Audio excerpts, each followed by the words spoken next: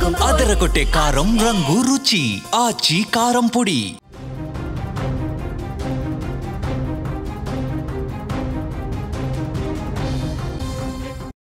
Big breaking news. Congress పార్టీలో అప్పుడే జోష్ మొదలైపోయింది.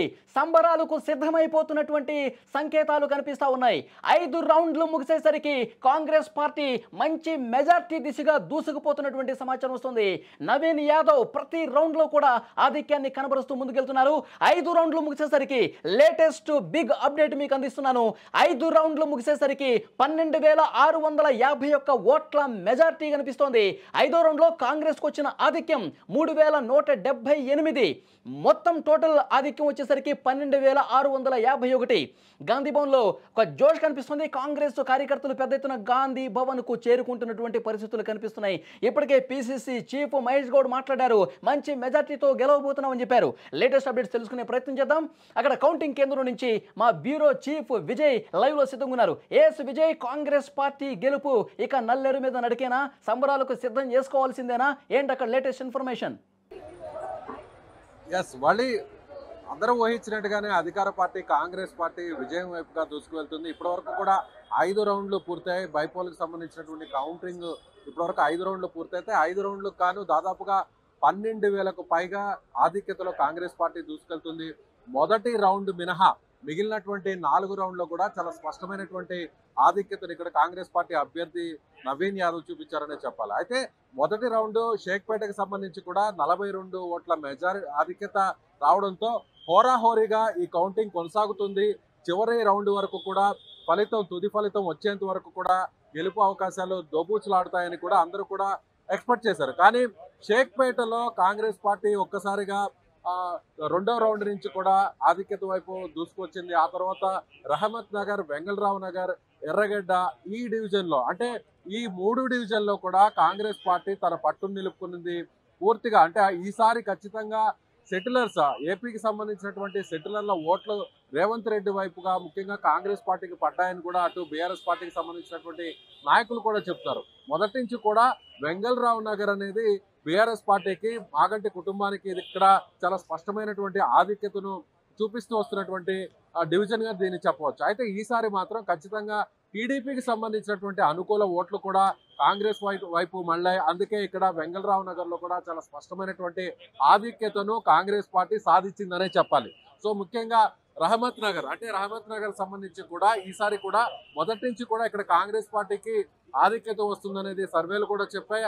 అన్ని పార్టీల నాయకులు కూడా ఇక్కడ ముందు నుంచి కూడా అంచనా వేశారు. ఇప్పుడు రహమత్ నగర్, వెంగళరావు నగర్ ఈ 2 డివిజన్లో కూడా కాంగ్రెస్ పార్టీ చాలా స్పష్టమైనటువంటి ఆధిక్యతను చూపించిందనే చెప్పాలి. ఇప్పుడు ప్రస్తుతం నడుస్తున్నటువంటి 6వ రౌండ్ డివిజన్లో ఈ డివిజన్ కి సంబంధించి యూసఫ్ కూడా మొదటి నుంచి కూడా కాంగ్రెస్ పార్టీ అభ్యర్థిగా ఉన్నటువంటి నవీన్ యాదవ్ కు సంబంధించినటువంటి సొంత డివిజన్. ఈ ప్రాంతంలో కాంగ్రెస్ పార్టీ అభ్యర్థి కూడా గట్టి పట్టు ఉండడంతో రాబోతున్నటువంటి 6వ రౌండ్ లో కూడా ఇంకా ఆధిక్యతను పెంచుకునేటువంటి దిశగా కాంగ్రెస్ పార్టీ వెళ్తుంది అనేది కూడా అటు నాయకులు చెప్తున్నటువంటి మాట. మరొకసారి మనం రౌండ్ వైజ్ గా ఫలితాలను ఒకసారి మనం పరిశీలన చేసినట్లయితే మొదటి రౌండ్ లో కేవలం 47 ఓట్లు కాంగ్రెస్ పార్టీ సాధించింది ఆధిక్యతను.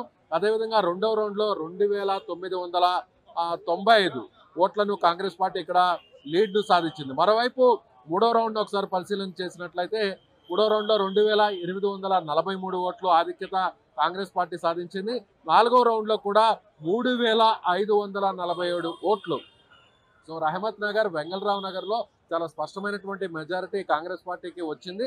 అదేవిధంగా 4వ రౌండ్ లో కూడా 3,000 వరకు కూడా 3,000 ఓట్ల ఆధిక్యతను కాంగ్రెస్ పార్టీ సాధించింది. ఓవరాల్ గా 12,500 ఓట్లను ఇప్పటి వరకు కాంగ్రెస్ పార్టీ మెజారిటీ వైపు దూసుకెళ్తుంది.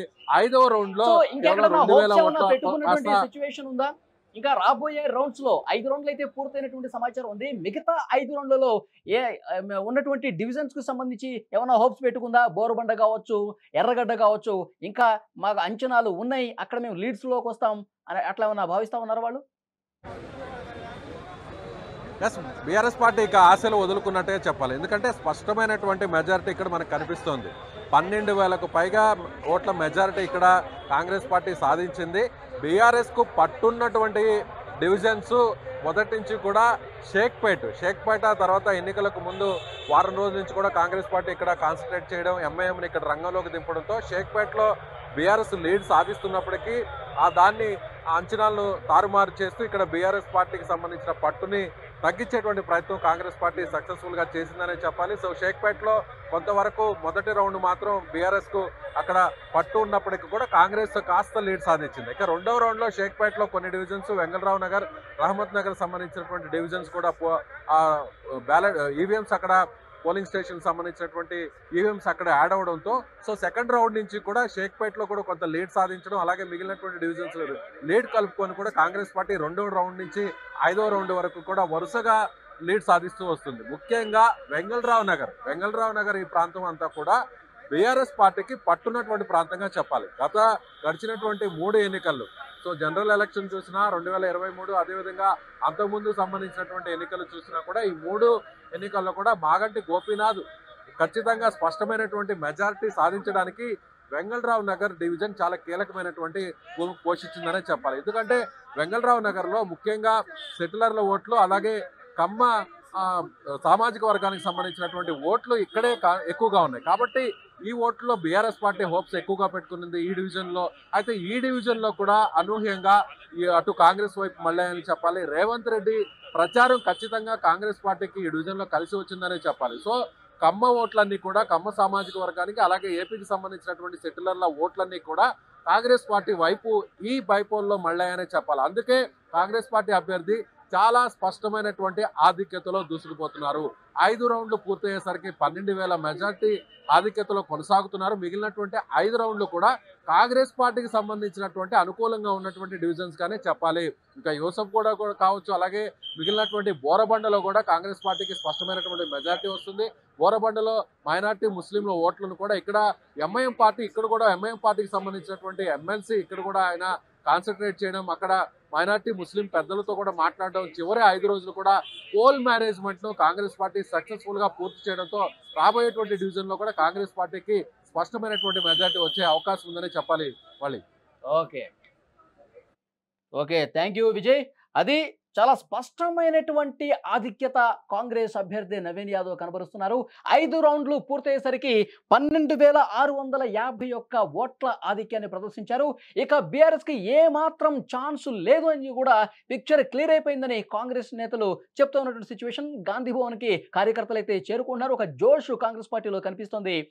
ఎలాగైనా సరే గెలిచి తీరాలి అనుకున్నటువంటి జూబ్లీ హిల్స్ అసెంబ్లీ స్థానాన్ని కాంగ్రెస్ పార్టీ కైవసం చేసుకోబోతోంది అంటూ, మంచి మెజార్టీ గెలవబోతున్నామంటూ ఇప్పటికే ప్రకటనలు చేస్తా ఉన్నారు.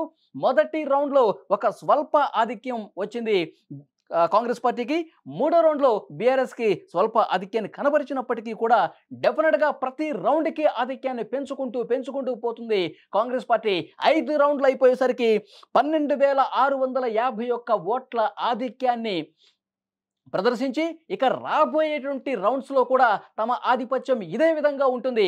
బీఆర్ఎస్ కి అసలు 1% కూడా ఛాన్స్ లేదు, గెలుపు మాదే అని చెప్పి కాంగ్రెస్ నేతలు చెప్తున్నారు. సో మిగతా రౌండ్స్ కి సంబంధించిన అప్డేట్స్ ఎప్పటికప్పుడు సుమన్ టీవీలో వస్తూ ఉంటాయి.